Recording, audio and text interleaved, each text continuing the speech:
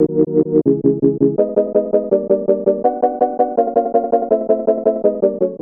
ain't never let a woman do nothing sexual to you? I never have, no. Has it ever come up or you I've been curious. Or? I wanted to at one point. No, I'm saying, has a woman ever offered and you was like, nah, I'm cool? Yes. Because it was a friend. And I felt like it would be weird if it was one of my Why do women think like that? So one of my coworkers, a female coworker, I was a waitress. This was wild. I was sitting down at like a table, like cashing in my cash for the day, like what waitresses do. And her boyfriend was there. Her boyfriend was there to pick her up from work. She comes to me with a threesome? She comes to me with her cell phone and she goes, look at this. Like I was just sitting at work. I'm like, what? She goes, she's like, is it a nice? I'm like, yeah. And she goes, it's his.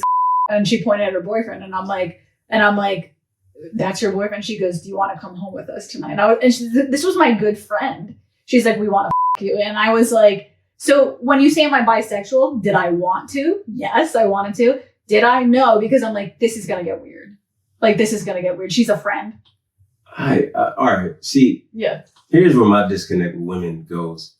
I hate that y'all think like that. Why? Because, like, all right, me and you, I'm not going to sit here and say that I would never fuck you. Where we're at right now, I wouldn't do it. It would make our friendship weird. It would make our friendship weird depending on how you act after that. I would be weird. I would ruin the friendship. That's what I'm saying. So I'm saying why don't you call me? What I'm saying is that annoys me because in my mind, friends are like, I would rather fuck a friend than some stranger motherfucker I just got to know. Like, not to say like every woman that's been close to me in my life on a platonic sense, I wanted to fuck. Yeah. But I've had hot women friends that they say that same shit.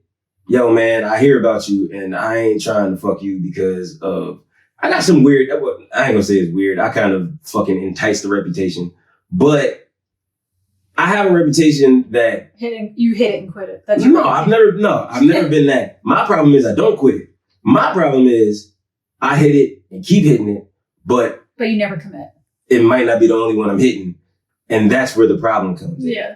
So, but it's when you're saying why do women think like that? It's just genetic because it's just a biological factor of being a woman because we carry a baby. Like it's built in our DNA. To what? To have one man around to help protect our baby. You can your DNA, you can fuck different women and still protect them all. But as a woman, like who's going to carry a baby for 8 months, our DNA is hardwired to keep a man, to stay around and to help provide for the child. True. I know. You can provide for all this is ancestral DNA. It's just in us and we can't help it. No, but what I'm saying is, right, you're like, it's hard for me to hook up with somebody with no strings attached. Yeah. You are certain age. I've never done it. Right? What I'm saying, my point is, you're a certain age, right? And I'm sure you have been fucking for a long time. You ain't got no kids. Now, that might be your choice or that might be circumstance or whatever the fuck. But the fact of the matter is, it doesn't have to be as strings attachy as you. Now, I'm not saying bitches should give up frivolous pussy. But what I'm saying is, if I'm your homie and you my homie and we going through a drought, I should be able, if we're both attractive, like here's the thing, we're not, and I hate that it sounds like I'm shooting my shot at you right now, but we're not in the place of, like if we fuck, nobody is going to think either one of us did the other one a favor. Yeah. You know what I'm saying? So it's like, all right, if that's the case, right? If that's the friendship and you just happen to have a good looking friend, I should be able, as my homegirl, be like, yo, man, it's been like 4 months and I really just want to tear some ass up. How much do you care about me? But once I go there, here's the thing. Because I've tried that before. I've been in situations where I was like, I want to hook up with somebody I know I'm comfortable with and it not to go there. And what happened, I fell in love with them. So like once what makes you, you're just telling me it's just how you coded. It's just how I'm wired. I can't change it. So like once I go there, and I know a lot of women who are like that. That's what I'm saying. I think it's just built in our DNA. We can't change No, because some of these, like I said, some of these bitches got their pussy in the streets. I think they're lying. I think they're crying on the inside. I do too. I have seen, bro, I'm 33. Yeah. And in my years of being intimate, I started really being sexual with girls at 17. Yeah. And from 17 to 33, I have seen that a guy with a lot of women, like let's say there's a guy who has, you know, a 4 or 5 women rotation where maybe he's not fucking all of them, but he knows their options. And, you know, one can't chill, the other one can, and all types of shit. That dude is happy as fuck. Yeah. But a woman, if she got 4 or 5 guys, she might act like she's happy. No. But I have seen bitches cry about, like, you know, because y'all got the biological clock and all. I think that all that shit plays a part in the sexual shit. Yeah. You know what I'm saying? Because a guy, man, there's what fucking Robert De Niro and Al Pacino just had babies at like 80. There is no intellectual process I could have that's going to interfere. Like, you can Google it later. Like, people listening can Google it. When women have sex, they release a chemical that is designed to try to attach the male. So, like, it's just coming out of my body, even though I can. A chemical that's designed to. What do you mean attach? Like, it's released to make us attached to you. Yes. Or a bonding. Or a mutual attachment. Both. Like, there's like a hormone. What the fuck is the chemical? I don't know what it's called. I've been squirted on. There's like a hormone or chemical that comes out of a woman's body after she has sex. Is it piss? No, I don't know. I don't know what it's called. I had this one girl pee on me. Oh, sorry. Go ahead.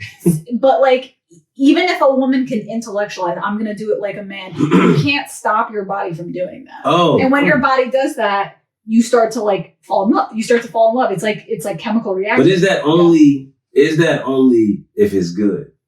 No, it could be. I've had it with people that were terrible in bed. Once you have that, you telling me you fell in love with everybody you had sex with? Every single one. Word? Yeah, that's why I don't do it. Okay, I ain't gonna say I don't believe that because you know your feelings better than mine. But either your feelings are very fickle, like you just like.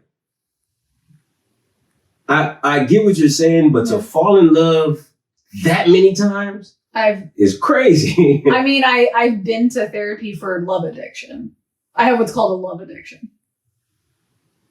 That's a thing to go to therapy about? There's literally 12-step programs for it. Like you know, people go to. What's wrong with being addicted? Like, what do you have to? Because like you said, you find yourself in situations where just the act of having sex with somebody can trigger you to. Some of these women will get married to men that are very unhealthy because. Unhealthy? What do you mean? They could be they could be abusive. They could be like abusive men. They could be like, some women are so hooked to this chemical of like, after I've had sex, I feel this attachment to a man that they don't give a shit. He could be a total loser. He could be like abusive. He could be mentally unstable, and she will be loyal to him because she's hooked on that. She can't intellectualize past that emotional and physical chemical process. I ain't gonna lie to you. Yeah. I think the same way there's the notion where they're like, and I don't believe this. Yeah. And I'm gonna tell you why after I say it, but there's this notion where it's like, all the best pussy belongs to crazy bitches, right? That's a stipulation. But I don't believe that, because me personally, if I'm fucking with somebody, right? Yeah. And we have sex and it's kind of like, what's the term? Vanilla? Yeah. I could make it disgusting. Like, over time, I will gradually do. The only reason I ever started eating ass was because one of my exes told me she wouldn't let me do it. Yeah. So I'm that type of person where, you know, now it was consensual sex, but she told me she wouldn't let me do that one thing. And then the first thing I did the next time we have sex was that. Yeah. She turned out loving it. Yeah. You know what I'm saying? So I could turn, you know, regular sex into different sex. So I don't believe the best pussy belongs to crazy bitches, because I could turn a church girl into a fucking freak. Yeah. But I think that same notion goes for guys. Yeah. There's dudes out here who, you know, I feel like I'm a fucking anomaly, baby. You understand? I am a rational thinker. I'm a logical thinker. I'm analytical. I play mental chess. I don't do anything unless I think about it 4 or 5 steps ahead. But I have exceptional sex game. A lot of these dudes out here, every time I come on your podcast, we talk about fucking. We need to just get it over with. But anyway, there's a lot of dudes out here who have that wild dick that's just attached to a crazy motherfucker. Yeah. So it's the same notion. It goes both ways. So, I don't think that like those women who like fall in love with that is because that's the first time they got that. Yeah. Like, it's like kind of what we was talking about before where you said you haven't had certain things. Yeah. And I'm like, and you're like, yo, I don't need that. And I'm like, yo, you don't need it because you ain't never had that shit. I've been getting head since I was 11 years old, right? But before I started getting head, I didn't even know what it was, really. Yeah. Then I started getting it. Now, while I was getting head, like I told you, I didn't start fucking until I was like 17, like for real. I tried to lose my virginity at 14, but it just didn't work out. Yeah. So 17. But from 11 to 17, I didn't think I needed pussy. It's really funny you say that because I've thought the same thing so many times. I'm like, because like I said, I struggle with like attachment, like serious attachment issues. That's why I'm very careful about like who I sleep with these days, because I don't want any problems. But like, I thought about the same thing. I'm like, why am I so attached to men and sex and love and that type of thing when there was a period of my life where before puberty that I could give a fuck. Like why can't before puberty? Yeah, before you go through puberty, you don't think about sex. Like, so if there was like that's all right. But see, the answer to that is, if there was a period of like at least 10 years of your life, like depending on when you went through, I went through it young, so it was only 9 years. There was a 9-year period of my life where there was zero idea of attachment to men, sex, love in my head. Why can't I get back to that headspace as a woman? Because I'm horny. You already know what it is. Yeah. It's like a gambler. Mm-hmm. I could never understand. Like, my dad gambles a lot. Yeah. That nigga don't win all the time. Yeah. I could never understand somebody who does that. Yeah. But it's because it's like drugs. Yeah. Don't nobody want to I don't think nobody wants to be addicted to heroin and crack and all that shit we was talking about on that fucking street. Yeah. Nobody wants that. But once you try it, sometimes you try it just on peer pressure. You know what I'm saying? But once you try it and you feel that first high, this is what people told me. You feel that first high, you always chasing that shit. So it's like, yeah. They call it chasing the red dragon is the phrase. The first 10 years of your life, you ain't give a fuck about dick. You want to know why? Because you never had it. And if you was getting dick before 10 years old, you really need to talk to somebody. So, because that is the traumatizing part of it. But once you finally grow into, and plus when you go through puberty, man, all types of hormones and shit like that happen, man. To this day, I can remember the first time I busted a nut. Yeah, I remember. Like I could literally sit and still feel what I felt the first time. Because the first time you do it is unknown. You're like, what the fuck is happening? Because realistically, man, there was a time where humans wasn't really wearing clothes like that.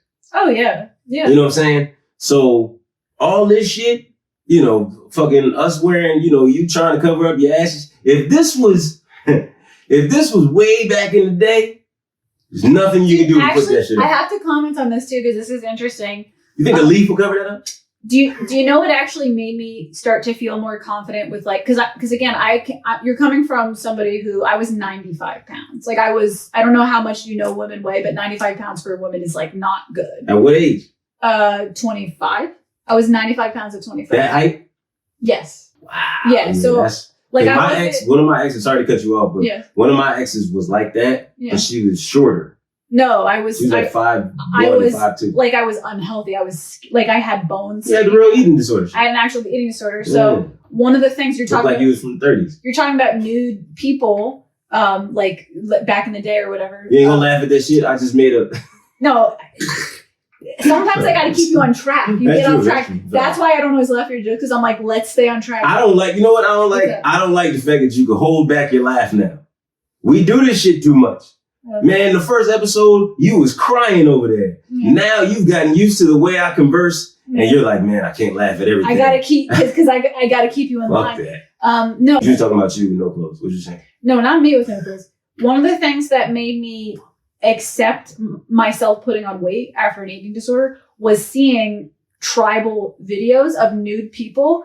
And I noticed like something interesting. What do you mean? Like, you've never seen like National Geographic, like there's like I thought you meant like actual. I'm like, where the fuck they get that from? I feel you. They do the documentaries. The documentaries and the people like still in these days in like some tribes walk around naked. What I noticed was all the men were jacked, probably because they're doing all this physical work, and a lot of the women were like big. Like, and I'm like, oh, that's what women look like. Like, they're not supposed to be twigs. Like, women. What is big to you? We already figured out they were not skinny. They were not skinny. They had fat on them. They had meat on them. Were they thick? Probably chubby. Because they're not going to the gym. Fair enough. You know what I mean? So when I saw that, I'm like, wait a second, this is what women are supposed to have fat on them. That's what they're supposed to look like. They're supposed to be like nurturing, caring for their baby. Like, they're not supposed to be twigs. Hey, hold up. Yeah. First of all, we ain't gonna let that shit go too far now. I get it, but there's a fine line between letting nature take its course and then you just bullshitting. Like those women, right? The tribal women, they don't have the diet we have. Yeah. So whatever fat they put on, whatever body type they have, that is nature taking its course. That's what I'm trying to say. Is like when a woman is healthy, she is not skinny. But she is maintaining that though. Yeah. That whatever figure shape that is, whatever weight that is, she is maintaining that for an extensive amount of time. Yeah. Right? So because of what she's eating, because of what she's consuming, because of what she's been through. If she had a baby and she got to eat certain shit and all that there, people in them areas, like even this shit now, like you said, they're still tribal motherfuckers. Yeah. They're way healthier than we are. Yeah. Because we got goofy shit over here, McDonald's and Burger King and all types of stupid ass restaurants who give out 99-cent burgers and shit. Yeah. So now when you over here and you like, oh, that's how I'm supposed to gain weight. You might go fuck with some goofy shit to gain weight. No, I'm not. That's not what I'm saying at all. I'm saying coming from someone who is 95 pounds to accept myself at 140 pounds, eating healthy. I eat healthy. Have you 140? I'm 140. Oh. So like when you see Instagram, or maybe like 145, but when you see my Instagram post, I'm not eating Burger King. Like I'm eating healthy food, but even eating healthy food was hard for me. Like I was like, I can't eat all this food. I have to eat barely anything. So I'm saying like, gaining a healthy amount of weight. I'm not excusing it and saying, oh, women are supposed to be fat, so like just eat cake and eat McDonald's. I'm not saying that, but I'm saying like to just allow your body to naturally take its course when you're nourishing yourself with healthy food. Like watching those documentaries helped me accept that, because I'm like, oh, that's like when a woman takes care of herself and is eating healthy and is like natural form is supposed to have fat. See, now that makes perfect sense. Yeah. That's why I was so against what you posted. Yeah. But now you said you didn't mean it like that. No, I meant it like... But if I'm a motherfucker who's on the outside looking in and I see what you eat or what you're supposed to eat, because a lot of these motherfuckers smoking mirrors. You know, oh shit, another salad and, you know, homemade fucking avocado, whatever, you know, but really eating Wendy's. Oh, no. Like, you know what I'm saying? Like, you know, from what I see from your diet and shit, and you post your little workout regimen, and I'm still mad that you never posted it. We need a position for her to post a workout video too. I don't understand why you fucking post a list of fucking jump squats and all this shit and do you record yourself working out? No, I think that's so weird. Why? Like, why would I? What? Recording yourself working out? You think it's why? Weird? Yeah, that's really. Why? Because like, what purpose would I get for that? Form. Sometimes people think they do shit the right way. I can look in the mirror that's why gyms have mirrors. I can watch my own form. So when I post my workout, okay, all right, but I think I'm talking about the home workout shit. You have a full length body mirror here that you can work out. You work out from? I don't want to record myself. I think that's so strange. I ain't gonna lie to you. Most of the time I work out at the gym, so I don't need to record myself either. But if I work out somewhere where there's no mirrors around, I will record maybe the first 2 sets. Yeah. But just outside of the fucking narcissism, right? Yeah. You still want to make sure you're doing the shit right, because you can end up hurting yourself if you got the wrong form. Yeah. So that's why I asked, like, do you record yourself? Because, you know, if you're doing home workouts, so when I do my home you could be fooling yourself to think you're doing a good workout. But the thing is, when I do home workouts, it's because I don't have time to go to the gym. So I specifically do things. How far is your gym? It's like a 15-minute walk. I can't drive there, so I have to walk there now. But like, there'd be some days where like I don't have time to walk there. Really? Yeah. But I see the home workouts, and it's a good. What? How long does it take you to? It's quick. So you do like a quick circuit and shit. If I were to go to the gym, it would take like an hour and a half of my day. If I work at home, I could do it in 30 minutes. But wait. Do you just take more time at the gym? I use the heavy lifting. All right, fair enough. All right, cool. I thought when you like watch your form at home, I'm like, I don't really do anything intense enough at home. Like right. I do squats, but not with like at the gym. I use the fucking thing. Like I use the bar and everything. At home, I squat with these like hand weights. It's not anything serious, so I don't think we still want to see that. I'm speaking for the audience right now. Yeah. You can use those 10 pounds. Yeah. You can use those 10-pound dumbbells. You think, and it could be a front squat. I don't like when women. Why? We know what you're doing. When the women who post themselves squatting, they're not. I don't need to post my ass to inspire people to work out. That's not fair. It's not. It is fair. No, for you to say you know what you're doing. As a matter of fact, it's not fair. As a matter of fact, my workout list still inspires people, and I'm going to tell you why. I ran into a comedian friend once. I wasn't a woman, a male, and I didn't see your workout list inspired a man. Yes, let me tell you how. I went to an open mic. I want to know who this is. Don't say it right now. I want to know who the fuck this is. Would I know him? Maybe I don't. Yeah, but I'll tell you off camera just in case because I don't want to like. Around here or? No, in New Jersey. You probably do know him. Yeah. But I didn't see him for like 6 months, and I ran into him, and he looked like jacked, and I was like, dude, you look great. What are you doing? And he was like, to be honest. Pause. What was that? What is the difference in what you just said to him? And then, like, if a guy says that to a woman, it's like automatically some type of weirdo shit. No. No? No, if you came to me and said, dude, you look in great shape. What are you doing? Like, I don't think that's weird at all. Right. I would say that to a friend. All right. Like, if you looked fit, I would be like, dude, you look great. But anyway. I do look, what the fuck? Hold on, wait, don't say if. I can take my shirt off. Listen, let me tell you something. I ain't gonna do it. But I'm in shape. I'm not saying you're not in shape. Oh, you said if I look fit. I don't like that. No, I mean like you're not wearing a shirt that like shows off your body. You're covered up. So how would I know? Fair enough. I got pictures. I'll show you. No, but I ran into him and I was like, dude, you look great. Like what's going on? And he told me, he's like, to be honest, he's like, I'm not even kidding. He's like, I saw you posting your workouts every day. And then I was like, damn, I got to go to the gym. And I was like, that was like such a good feeling. And I didn't need to show my ass to do that. And that you believe him? Yeah, I believe him. You don't think he was just trying to not fuck, but you don't think he was like, you know, like trying joking. Just like be friendly with me. Nah, like kind of give you a that's a shot. Like not a bad shot, but that's a shot shooting.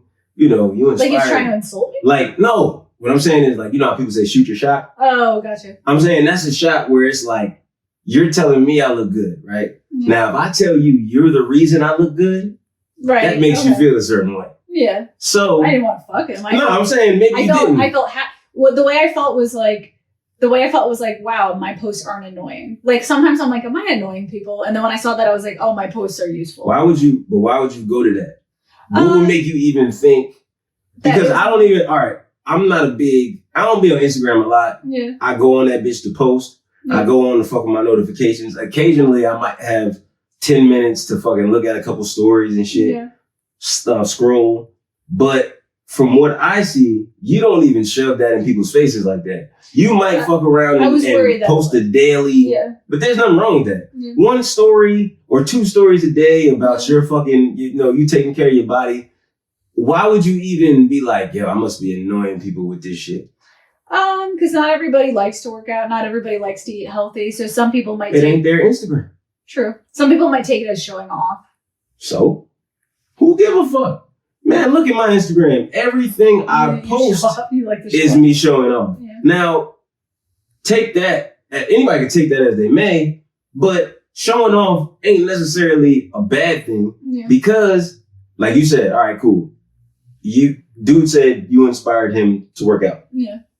The same way that trickles is the same way I post some shit And, you know, I might follow some random people sometimes, you know, because the suggestions come up. Yeah. And I'll follow them. And they'll start coming to shows because of what they see me post. Yeah. So it ain't necessarily showing off, but, you know, like working out is different. I don't post too many gym things because that's just not your thing. It's not even that. It's just, I'm not a bodybuilder. Like I work out to stay in shape and shit like that, but I just don't do it because I want my social media to look a certain way. Yeah. Every now and then I might post some shit on some gym shit, but I want people to go on my shit and see comedy and like, you know, my daughters and shit like that. But other than that, you know, I might flex a gym thing every now, but even that, like you can't say people might think you're showing off because realistically, what is the negative stipulation with quote unquote showing off? Because there was a time when you was 95 pounds. It's crazy when you're in that state of mind. It is like a dysmorphia that when you look in the mirror, you can't see it. You literally, it's crazy, but you don't see it. You know what's crazy? I didn't believe that shit until, because I'm such a realist where like I can see my flaws, but I can also see where I'm not flawed. Yeah. Like if I look in the mirror, like I'll go to the barbershop when I look in the mirror and be like, oh shit, I need to shape up. You know what I'm saying? That's a flaw. I guess that's a flaw. But I could also, after the shape up, look in the mirror and be like, oh shit, my shit look clean. So but I didn't believe that was a real thing. Yeah.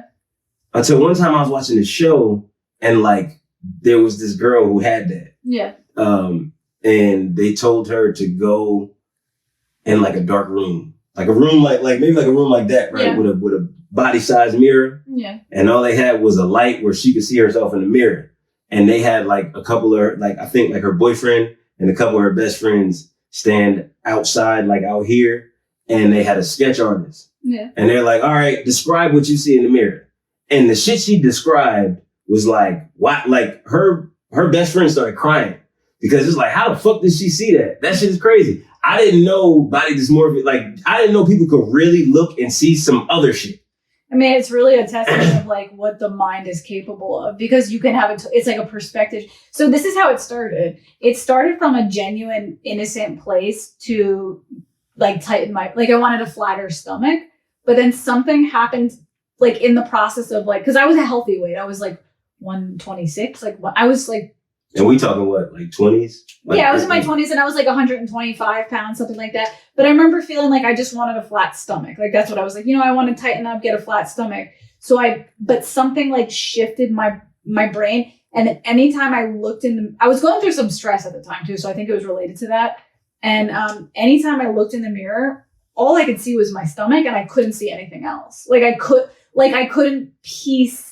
Like I saw a stomach and I couldn't see anything attached to it. Mm. And my only like goal, it was like an obsession. I was like, I want to make my stomach smaller. And as I was making my stomach smaller, like I couldn't see that everything else was getting small. Like it was it was crazy. And you were making your stomach smaller by just not eating.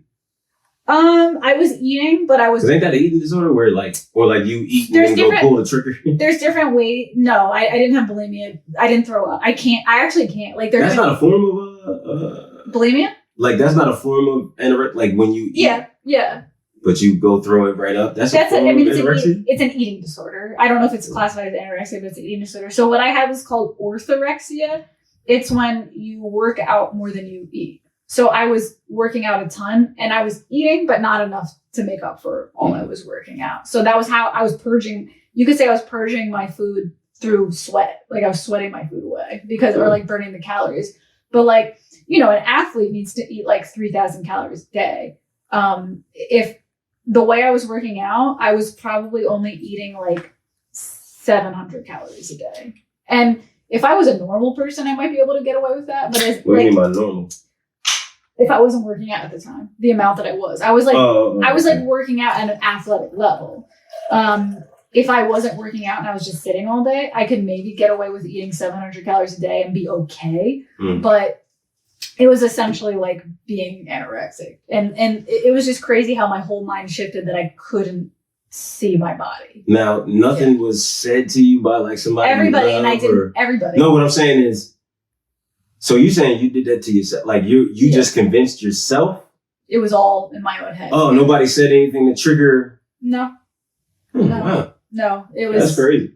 Yeah, and then like other people around me were like telling me you're getting too skinny, you're getting too thin, and like I didn't believe them. Like I was like they're haters. I was, in my mind I'm like they're haters. So what? All right. So what made you snap out of that? Did you finally like see a picture or some shit? No, it was. I look like I got AIDS. No, it wasn't physical. I still thought I looked fat. It was. I went to the doctor. This is really disgusting, actually. But I went to the doctor. Yeah, that's what I'm talking about. And I mean, like I didn't shit for like a couple weeks, like 2 weeks or something like that. And I went to the doctors and I was like, I can't shit. Yeah. And the doctor was like, you can't shit because you're so starving that your body won't release you need everything you have. Uh-huh. And wait, were you trying and constipated or you just didn't feel the urge? I couldn't. Like I wanted to go and I couldn't. And like when I went to the doctors. How did the doctor make you shit? How did he gave me did he put the little oily Q-tip in your ass? He gave me some type of like medicine and he said it would help. But as the doctor was like checking me out, he was like putting, you know how the doctors like put that heart monitor thing? Yeah. He was like, oh my God. He's like, you're so bony. He said that. Wow. And you have no, I mean, aside from like the memory shit you posted, you have no pictures of that to remind yourself never to fuck with that again? I have a picture, yeah. Man, we was talking about a lot of shit. See, here's what's funny. This is what I told you. You like, yo, I'm not going to have no notes. We just going to let it go. How long we been talking? Yeah, I'm actually, I feel like we should end the podcast soon because we've been going a long time. But yeah, no, it's 10 p.m., yeah. But anyways, okay. You know, goddamn well, you're going to have to split up all these fucking episodes. And was that our first part 1, part 2 episode? Yeah, you're the one who started that. Like where I was like, okay. No, actually, I don't want God damn it. I don't want to take it away from you, but there was one guy that we ended up talking for 4 hours and I got 4 episodes out of it. Man, fuck you. Yeah. Who the fuck was that? His name was, it was actually way back in, like when I first started podcasting. He was one of my first episodes. Brilliant dude. His name was Honest, Onnist. I don't know what his actual name is, but that's like his stage name. He's a musician, a rapper, Honest. And he was like, we just kept going. We went for like 4 hours and it ended up being a 4-part episode. Yeah, you know we could talk for 6 hours. You be cutting us off. We've been spitting. Man, I wish, all right. So, but every episode I've been on been split up. Yeah. Yeah, we have great conversation, man. Yeah. That's what I was trying to tell you. I said, yo, we are the tangent goats. What does that mean, the tangent goats? Like, we don't need to, like, all right, yo, we started off, how the fuck did we start? I don't even remember how we started. But what I'm saying is we both have a hard time sticking to one subject matter when we're talking. Yeah.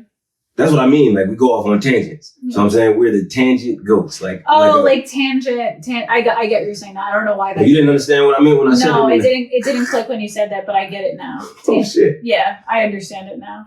Yeah, man. We don't need no goddamn bullet points. We are very conversational people.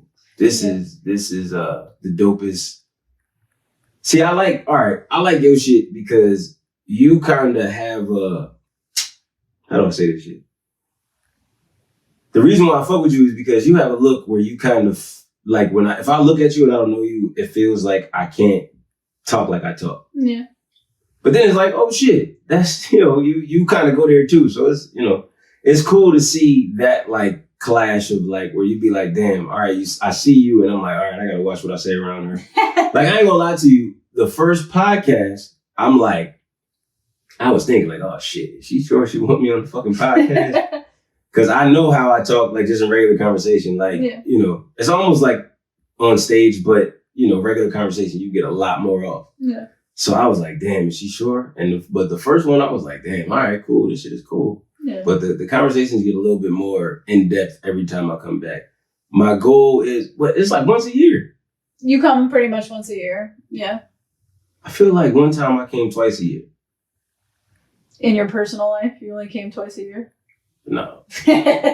No, I'm saying, let me see. The first time I came was like...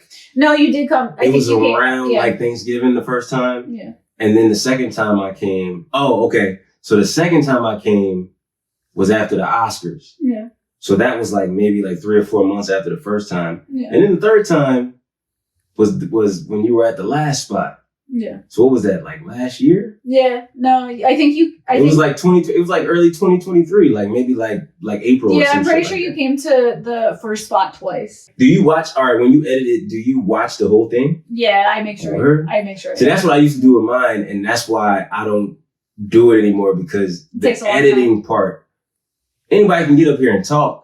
Yeah. The editing process is so fucking tedious. And the way I want my shit to look, like if I send you an episode of the podcast I used to do, the way that I wanted it to look, like it took, I want to say, I did mine weekly. Yeah. It took me, like if I recorded it every Friday or Saturday, I couldn't drop the shit till the next Thursday. Yeah. You know what I'm saying? Because I got the job, I got, and it was like, it's crazy because like, I'm like, man, I see people doing podcasts and I'm like, yo, bro, if I just had somebody to edit this shit I'm eventually going to get an editor, but I do it all myself now. See, here's the thing. I don't do close-ups. If I had to do close-ups, like zoom in on him, I would never have. But that's what I'm saying. That's what I'm saying. I'll send you an episode. It's on my YouTube. And I feel like we're subscribed to each other on YouTube, but I'll send you personally like a link, like an episode so you can see. Like my goal was to do my shit like a fucking, like, how they have the late night show with like Jimmy Fallon and shit. Yeah. Like I had a desk and I had like I had a desk and I had a couch and like, it was cool when it was happening, but I was only doing that shit because COVID, like I couldn't do comedy. Then once comedy came, I'm like, bro, I'm not finna sit here for fucking roughly 6 hours a week editing shit. Yeah, no, I got to hit these mics, motherfucker. Like, you know what I'm saying? That was probably a smart move. If you ever decide to do it again, you probably need like an assistant or like a. No, I told you. All right, so I told you about the idea I have where I want to do a podcast where it's like an open forum and shit, and that one will be a little lighter on the editing. Yeah, you know what I'm saying? That's kind of like, and I still hope you down for this shit. Yeah, I have. Once I get everything solid, then I'll let you know the exact. But it's still gonna be around Valentine's Day. Yeah. You know what I'm saying? And I just gotta figure out. I have you. I have a couple more people. I think I want a good panel of like maybe like men and women, like mix it up. But I don't want just men and women. Mm-hmm. I want, like me. I'm a black dude. Yeah. You're a white woman.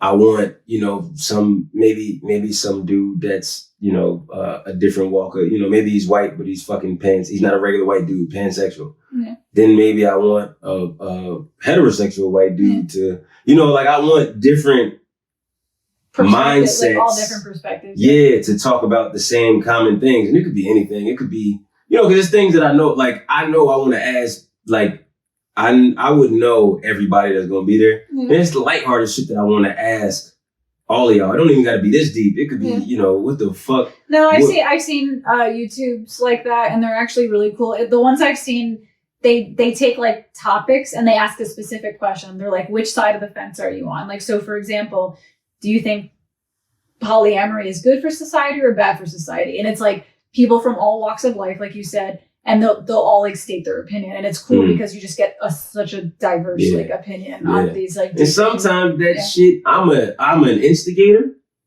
so I'm hoping a couple debates will cause some viral moments, and I would rather be in the debate too.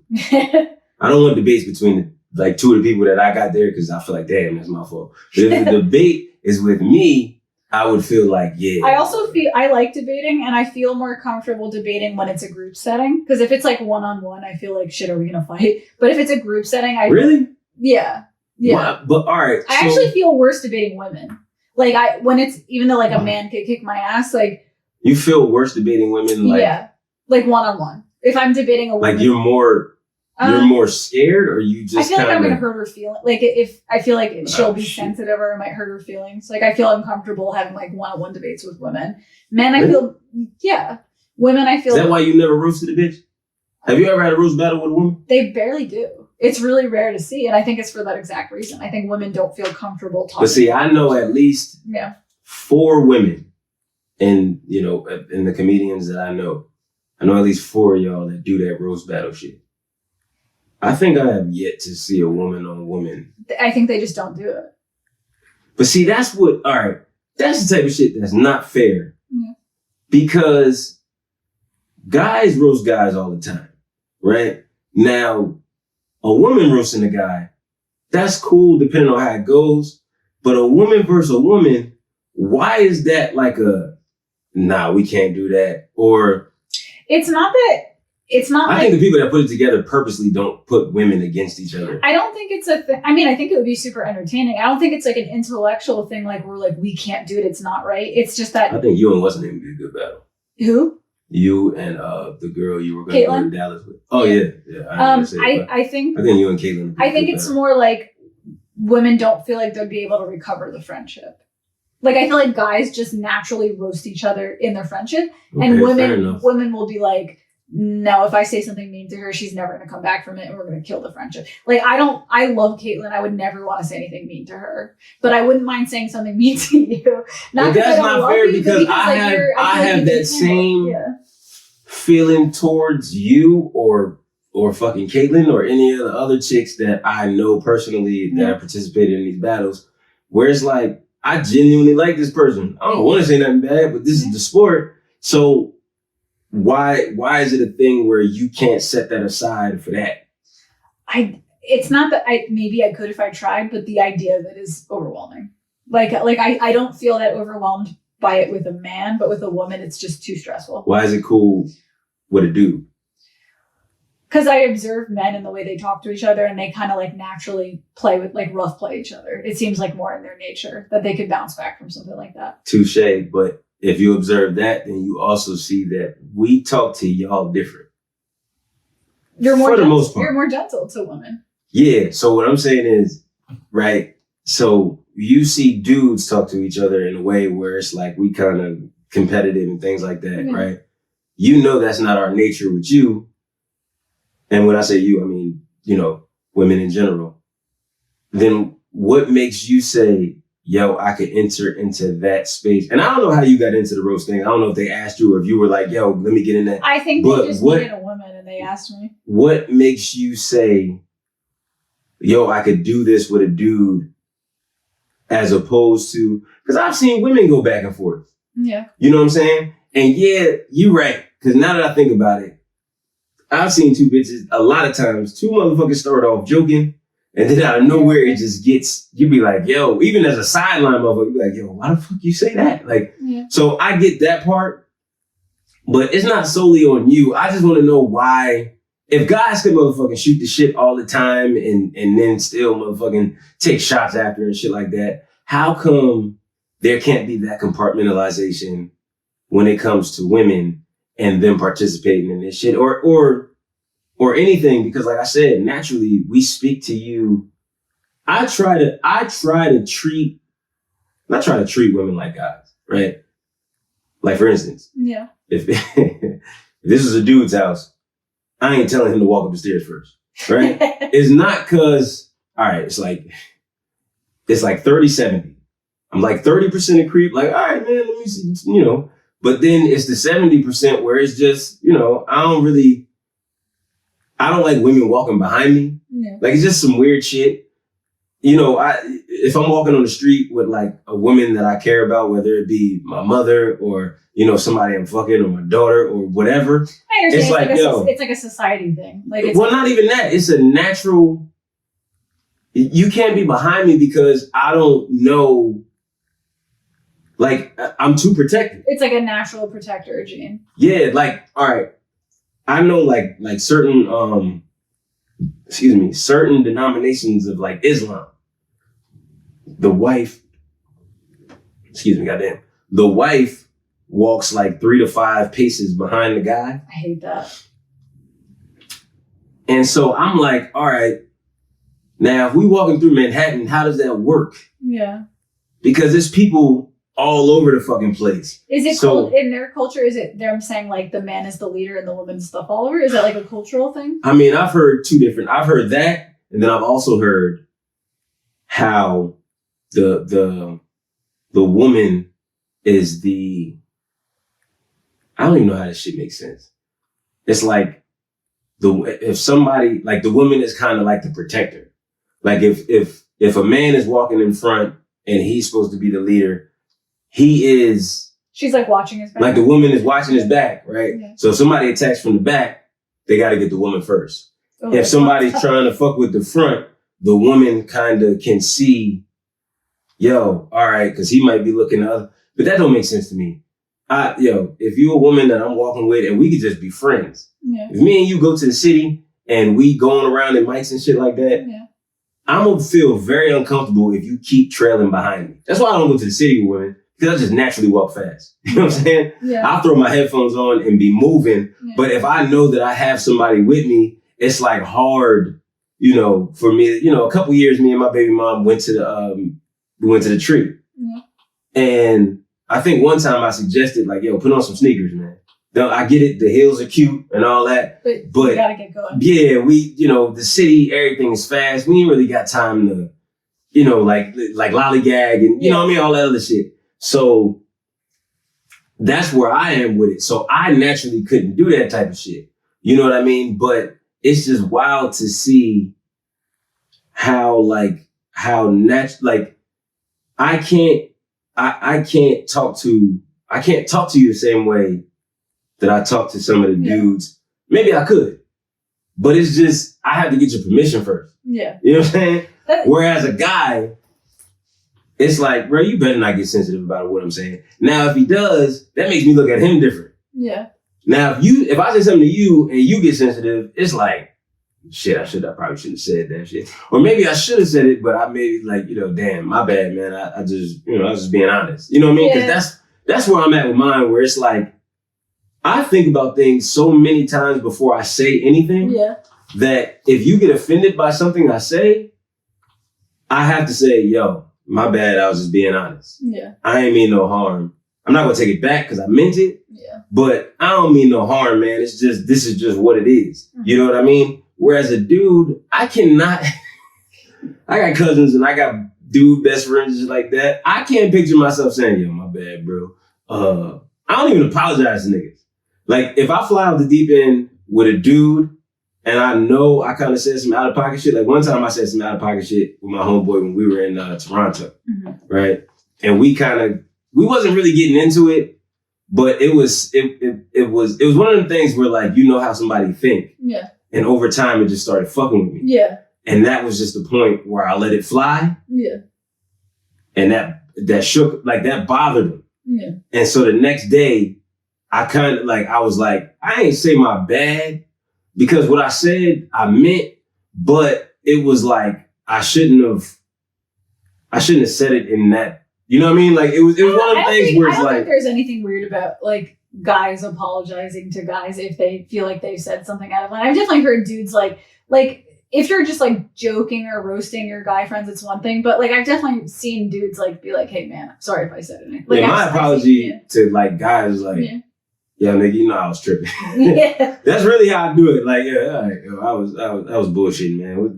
Let that shit go, bro. Like, it's kind of like a passive aggressive thing. Yeah. And maybe I should work on that. I don't fucking know. But it's hard for me to apologize anyway, because like I said, I don't say anything that I don't mean. Yeah. So it's hard for me to apologize for something that I meant. Yeah. But I can. It's a different type of apology. Recognize. You don't apologize for what you meant or what you said, but you could apologize for like. How it made you feel. How it made them feel. You could be like, hey, I meant what I said, but I'm sorry it hurt you. Like that. But see, people get mad at that type of shit. Really? People get mad at, yeah, I'm sorry that made you feel that way. Because they feel like that's not a real apology. You know what I'm saying? Like, people want... There's been mad times where I've been, like, going back and forth with, like, women and shit. And I'll be like, yo, I don't know what the fuck you want from me. I want an apology. I'll be like, all right, I'm sorry. No, I want the real shit. Like, it's like what? Because they know I'm sorry. Like, when I really mean it, especially, like, if I upset you, I'll say I apologize. Or my bad. Motherfuckers know I'm sorry. If I say I'm sorry, I don't mean it. It's just like kind of. It's a weird thing. I don't even know how I got that way or where I got that shit from. But like people know I don't mean I'm sorry. I don't like forced apologies. Like when you're forced to apologize when you really don't mean it. It feels nasty. Like it feels uncomfortable. Yeah. I don't like apologies at all. Why? Because I'm a person who feels like the deed was done. It happened. You saying you're sorry doesn't erase it. But it does help. Like, it helps with the facade. Like, no, I think I don't agree with that. I think it's important to Here's my thing. If I do something that I know I was out of line for doing, like for example, going back to the way you're wearing that fucking thing, that's out of line. Where's my apology? I feel offended. Remember I was saying before the podcast started, we were talking just like before the cameras were rolling, and I'm not going to say the exact details, but there was a guy that I was dating that I said something nasty to in the heat of the moment. Mm-hmm. That guy deserved an apology because like in the heat of the moment, I said something not true and out of line. And for me to apologize is the apology is owning up that like, hey, I know you got hurt, but it really wasn't you. It was me. I was the bad guy, not you. Like I made you feel like shit, but really I was shit. Here's how that sounds good to me. What I said was fucked up. I won't do it again. That is an apology. That's the same thing. It's not an apology. Yes, it is. Well, okay. You don't have to use the word sorry. I think apology is just admitting you were wrong. Well, that's what I'm saying. And I think it's important to admit you were wrong. What I'm saying is I don't like I'm sorry's. I don't like, yo, my bad. I don't like none of that shit. I like you acknowledging, yo, like I said with your shit. Yeah. Yo, what I said was fucked up. I didn't mean it. I won't say no shit like that again. And then you not say shit like that again. I would consider that an apology. You know what I'm saying? It's the same okay, thing. Cool. So that might be an apology. Yeah. But people are so fickle with that sorry shit that if I'm a dude, right, and you say what you told me you said to him to me, right, and then you apologize the next day, you know, like as women, right, men and women, there's guys who get abused by their wives or girlfriends and shit like that, but usually that don't happen. Mm-hmm. So because y'all can't physically abuse, there's that verbal shit where it's like you saying some shit to me to really cut my pride is the same as me punching you in the face, essentially, right? So if I hit you, if I punch you in your shit and say I'm sorry, no, that's not now. Or if I punch you in your shit and say, yo, look, you know what? That was wrong. I won't do it again and never do it again. I think a true apology, like if a guy punched me in the face and I was dating him, a true apology would be to break up with me. Would be like, what I did was wrong. I can't be with you. I need to be like, that would be a real apology. Really? Yeah. If a man punched me in the face and for whatever reason, what if you punched him first? Then that might be different. If he was doing it out of self-defense, that might be different. But like, if we got into an argument and a man punched me in the face, I think the most real apology that man could do. I gotta get the fuck away from you. What I did was terrible. You don't deserve me. I have to leave. That would be the best apology that you could.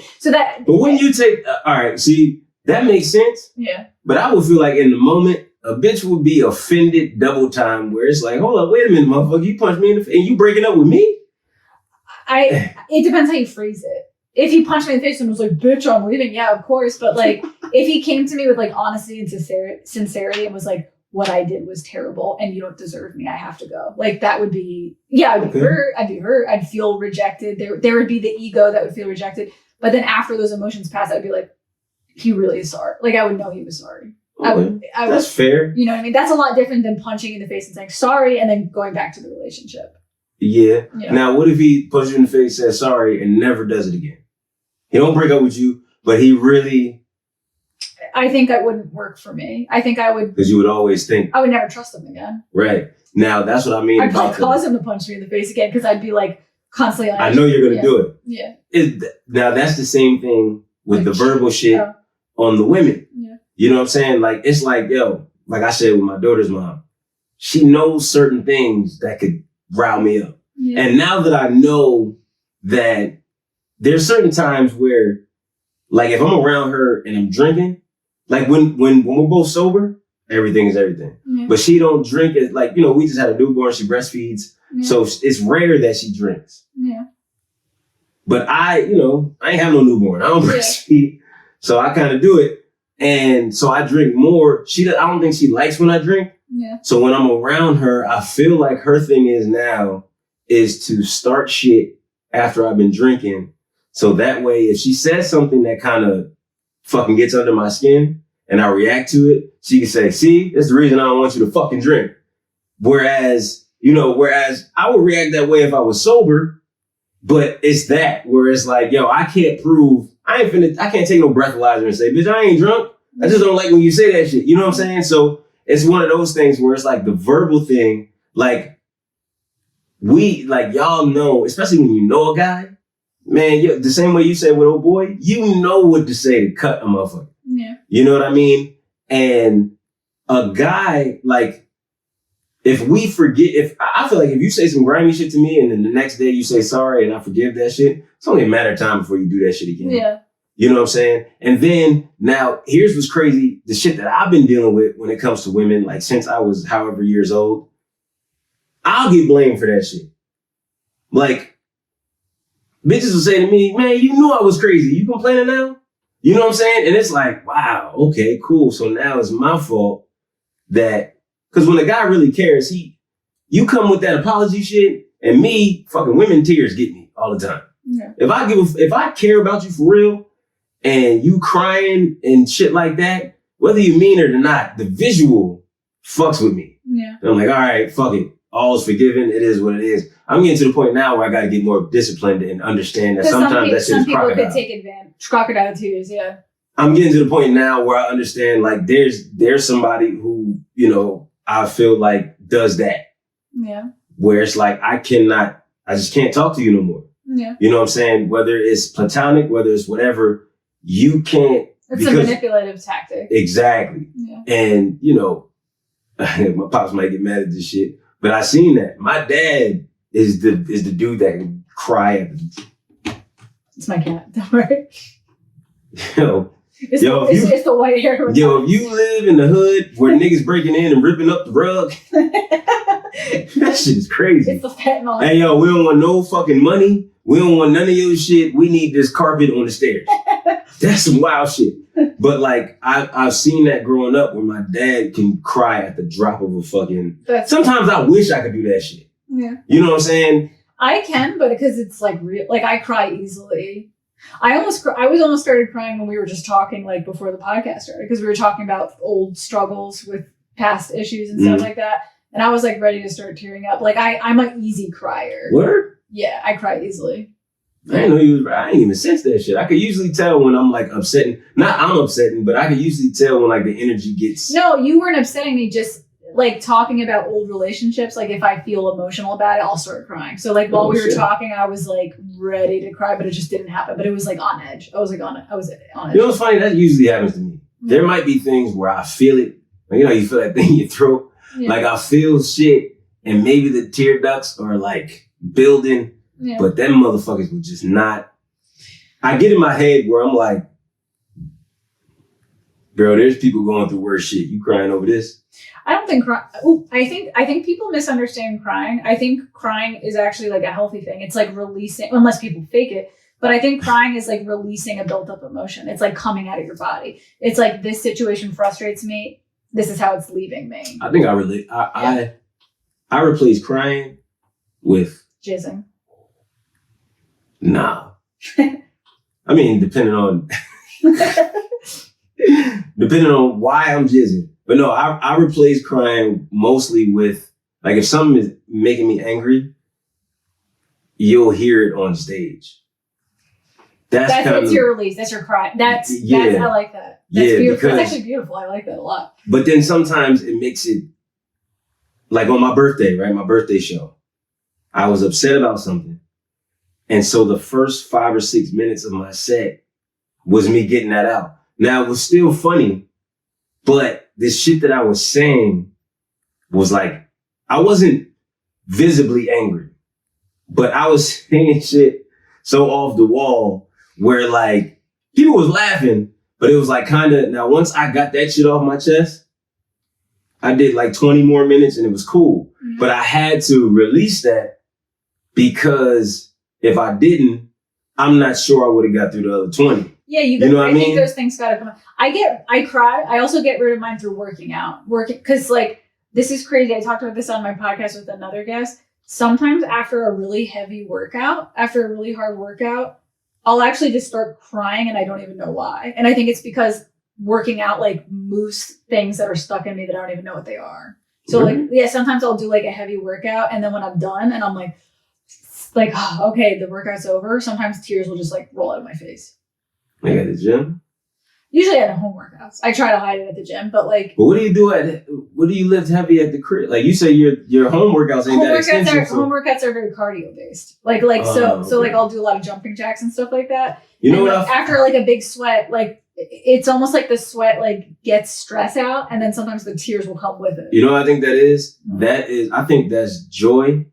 Because I kind of feel that when, like if I'm doing cardio, like if I'm running, I'm a distance person. Yeah. You know what I'm saying? But it's like, all right, cool. If I get used to, let's say I could run, if I go to the track, right? And what is 4 laps is a mile? Yeah. So if I could do 12 laps, right? Yeah. And I'm like, yo, cool, I'll kill 3 miles, right? Yeah. One day I'll go and I'll say, you know what? I'm good at 12. Let me get to motherfucking, let me do another mile. Let me get to 16 laps. Yeah. Once I do the 60, your ass getting numb? That's what I was like, I was sitting in the same position for a long time, and if I feel like my leg was crossed one way for too long, and then it started to like go numb. So all right, fair enough. Yeah. Nah, because I don't want you to like stand up and fall. That's what happens when I take long shits. Well, I don't take long shits, but when I'll take a shit and sit on the toilet for another half hour, and then I'll try to get up and be like knock knees, dude, like I'll be twerking. When you start to get older, you can't like sit in one position for too long. When you try to like get up, you like can't get out. It's like crazy. I don't know if you ever feel that, but sometimes I cross my legs and I try to get up, I'll be like, ow, why am I in so much pain? Yeah, nah, your body gets used to being one way. It becomes like damn near a statue. But if I go from 12 laps to 16 laps, man, when I finish that 16th lap, I'll feel like crying. Yeah. Because once you get used to 12 laps, you know, your body is used to that. Yeah. So when it goes to 13, your body's like, hold up, nigga, what the fuck is this shit? Yeah. 14, 15, same shit. Yeah. Now on the 16th lap, you might be ready to collapse, but then you're like, nah, fuck like that. It's the end of, so I think that's what that be. It could be joy, like, you know, like you're saying it's stress, but it could be like, man, I wanted to, you know, if you do a home workout, whatever you do on your regimen, you're like, yo, I wanted to quit 5 minutes ago. But I still think that joy is parallel to overcoming struggles in life. It's like you overcame this pain and the struggle of the workout, and you got to lap 16, even though you never did. And I think for me, psychologically, that's like parallel to like, wow, I overcame a lot of shit in my life, and I'm still here. So it's like, yes, it's joy, but it's like joy that parallels both the workout and just like the way life is. You know? I feel that. That's valid. That's valid. I think we both, like, it's the same thing. I just don't get the tears. Right. I do feel it. Like, you know, when you finish that good cardio workout, you hear the Rocky music and you hear, you know what I'm saying? Like you hear. I live in Philly now, so now I actually could like go, I could like run. God, I will feel really corny if I like ran up the Rocky thing, but I'm sure people do it all the time, but I think I would feel so fucking. Is that close to you? I don't think it's close to where I live. No, but it's in Center City. If you're a Philly resident, I gotta run up the Rocky. Yes, and you have to do it in those pants with no fucking weird robes and belts. Yo, women will make that's why I love women, man. Y'all will make a fashion statement out of anything. Yeah. That is literally a robe. Like a honeymoon robe. This is not a robe. This is actually a jacket. It's like a long jacket. It just looks like a robe because it's really a jacket. It's like a long like sweater type of thing, but it's really cheap material because it was like fat. I mean, that's what I'm saying. So what is that? Like a jacket is supposed to keep motherfuckers warm. A sweater is supposed to keep. Warm. Can I see what? Like, is it thick or thin? No, it's thin. It's like, I mean, you can just touch it if you want. It's thin. Man, that shit is you remember when you was in school and you had to cover your books? That's what that shit is. That shit is a book cover. I'm not gonna wear it like outside, but like inside my house, it keeps me warm. Like if I'm inside a heated like room, he's smelling your shoes. That's cool. Well, I smell people's shoes. Anyways, speaking of all that though, my ass is getting really tired, and I'm getting tired. So I'm gonna call it here, and this is gonna be another 2-splitter podcast. But man, this is a long ass time. Yeah, I'm gonna call it. But that's it. Pranzata Podcast, episode number 107. This again, if you're listening to the second episode and you didn't hear my introduction from the first portion of this episode, this is Ricky Ramesses. He is a stand-up comedian based in New Jersey and New York City area. He's a great stand-up. He's been doing it for like what 6 to 8 years at this point. Like I think. Hell no! Don't put that on. Well, he's doing great. It'll be my 4th year active in February. Either way, he's doing great. Like he's excelling. If you want to follow him, like see where his shows are, if you live in the area, I'm going to include his Instagram link in the information section below. If you want to give him a follow on Instagram. The cat wants my tea. This motherfucker. Yeah, he's like really interested in you all of a sudden.